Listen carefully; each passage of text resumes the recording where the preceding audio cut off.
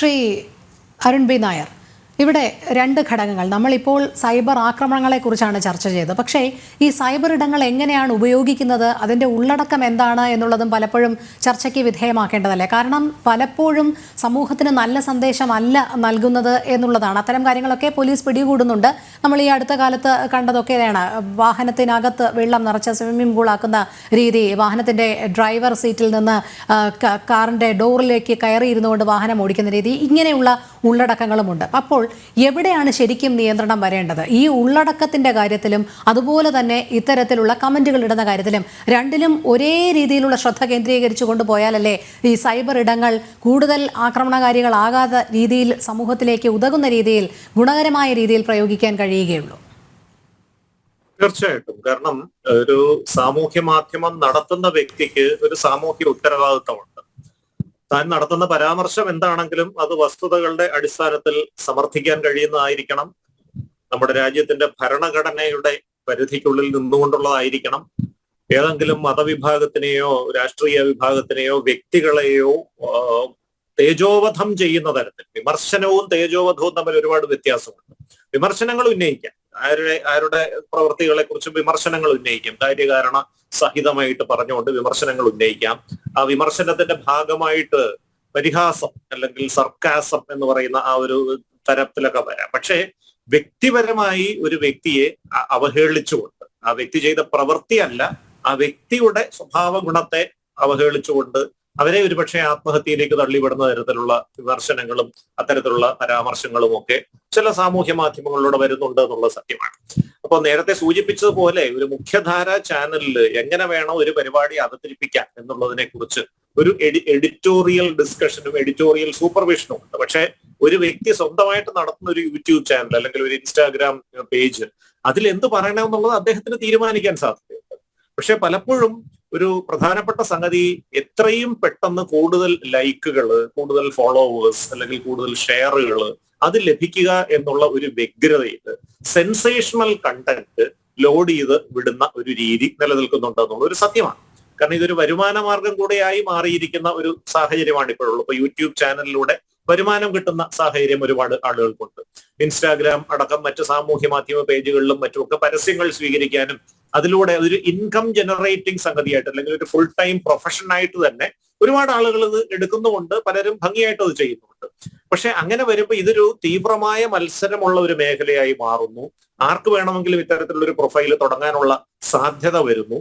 അപ്പോൾ ഒരുപാട് ആളുകൾ ഇപ്പോൾ തന്നെ ഉള്ളപ്പോൾ ഞാൻ ചെയ്യുന്ന സാധനം ശ്രദ്ധാകേന്ദ്രമാകണമെങ്കിൽ ഞാൻ അതിനെ സെൻസേഷണലൈസ് ചെയ്യണം. ഈ സെൻസേഷണലൈസ് ചെയ്യാനുള്ള പ്രധാനപ്പെട്ട ഒരു വഴി എന്ന് പറയുന്നത് വളരെ മോശമായ ഭാഷയിലുള്ള ആക്രമണങ്ങൾ ആർക്കെങ്കിലും നേരെ അഴിച്ചുവിടുക എന്നുള്ളതാണ്. ഇപ്പൊ ഏറ്റവും കൂടുതൽ വിധേയരാകുന്നത് ചലച്ചിത്ര താരങ്ങൾ അല്ലെങ്കിൽ സ്പോർട്സ് താരങ്ങൾ, അങ്ങനെ മുഖ്യധാര സെലിബ്രിറ്റീസ് ആയിട്ടുള്ള ആളുകളാണ്. രാഷ്ട്രീയ നേതാക്കൾക്ക് നേരെ, മന്ത്രിമാർക്ക് നേരെ, അല്ലെങ്കിൽ ആ തരത്തിൽ സമൂഹത്തിന്റെ മുഖ്യധാരയിൽ അല്പം ശ്രദ്ധാകേന്ദ്രമായി നിൽക്കുന്ന ആർക്കെതിരെയും രൂക്ഷമായ വിമർശനങ്ങൾ അഴിച്ചുവിടുകയും അതിന് വളരെ സെൻസേഷണൽ ആയിട്ടുള്ള ഒരു ടൈറ്റിൽ കൊടുക്കുകയും ചെയ്തു കഴിഞ്ഞാൽ കൂടുതൽ ആളുകൾ കാണാൻ സാധ്യതയുണ്ട്. അതൊരു നല്ല വരുമാന മാർഗമായി മാറുകയും ചെയ്യുന്നു. ഇത് അവതരിപ്പിക്കുന്ന ആള് ഒരു സെലിബ്രിറ്റിയായി മാറാനുള്ളൊരു സാധ്യതയും വരുന്നു എന്നുള്ളതാണ്. അപ്പൊ ഇവിടെയാണ് ഒരു ആത്മനിയന്ത്രണത്തിന്റെ ആവശ്യം വരുന്നത്. പറയുന്ന വിഷയം എന്തായാലും ഇപ്പൊ എത്രയോ ശാസ്ത്രീയമായ അറിവുകൾ ലോകത്തിന് പകർന്നു കൊടുക്കുന്ന സാമൂഹ്യ മാധ്യമ ചാനലുകളുണ്ട്.